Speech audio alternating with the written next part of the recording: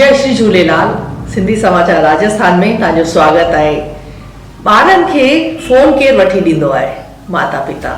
पर उन फ़ोन में सभिनि खां वधीक तस्वीरूं कंहिंजियूं हूंदियूं आहिनि? तव्हांखे ॼाण आहे, माता पिता जूं तस्वीरूं हूंदियूं आहिनि? न। ॿार घणी देरि माउ पीउ खां ॻाल्हाईंदा आहिनि? सिर्फ़ु थोरी देरि, 5 सेकेंड 10 सेकेंड।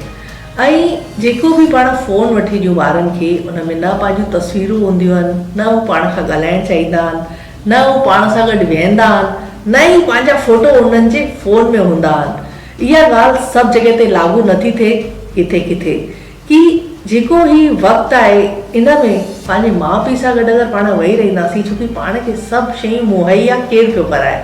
पंहिंजा माता पिता। ऐं पाण उन्हनि सां गॾु ई नथा वेहणु चाहियूं, पाण उन्हनि सां ई नथा ॻाल्हाइणु चाहियूं।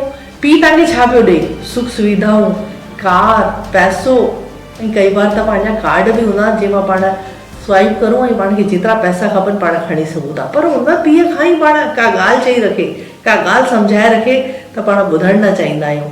पाण जेके पंहिंजे इर्द गिर्द जेके बि पाण जंहिंसां गॾु उथंदा वेहंदा आहियूं, पंहिंजा जेके ॿार, जेतिरो बि टाइम उन्हनि खे ॾींदा आहियूं, उहो कंहिंजे पुठियां आहिनि?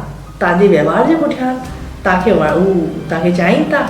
कई बार पैसे जे पुठियां बि माण्हू हूंदा आहिनि कि हिन सां पाण दोस्ती रखंदासीं, पाण खे खाइणु पीअणु घुमणु मिलंदो ऐं थोरो आसानी रहंदी। कई बार तव्हांजे पैसे पुठियां बि हूंदा आहिनि। ऐं उन ई वक़्त में तव्हां 5-10 मिंट पंहिंजे माता पिता सां गॾु कोन वेंदा आहियो। तव्हांजे फ़ोन में फ़ोटो कोन हूंदा आहिनि, तव्हां माउ पीउ खां ॻाल्हाइणु कोन चाहींदा आहियो। अरे कॾहिं ईअं न थिए कि माउ पीउ जा फ़ोन ई न अचनि। माउ पीउ चवंदा आहिनि न, तव्हां घर में सामान सभु वठी ईंदा, पर तव्हां माउ पीउ खे कॾहिं बि नथा आणे सघो। त वक़्तु रही करे उन्हनि सां गॾु थोरो वेही रहो, उन्हनि सां गॾु ॻाल्हाए रखो, उन जो हाल चाल पुछी रखो, उन्हनि खे छा तकलीफ़ ऐं छा दिक़त आहे उहो ध्यानु करे रखो। महज़ उन में 10 मिंट लॻंदा, सिर्फ़ु 10 मिंट। इन्हनि सां उन्हनि जो दिलि तव्हां केतिरो जीते सघंदा, उन्हनि जे दिलि में जाइ केतिरी तव्हां पाए सघंदा, वीचार कजो।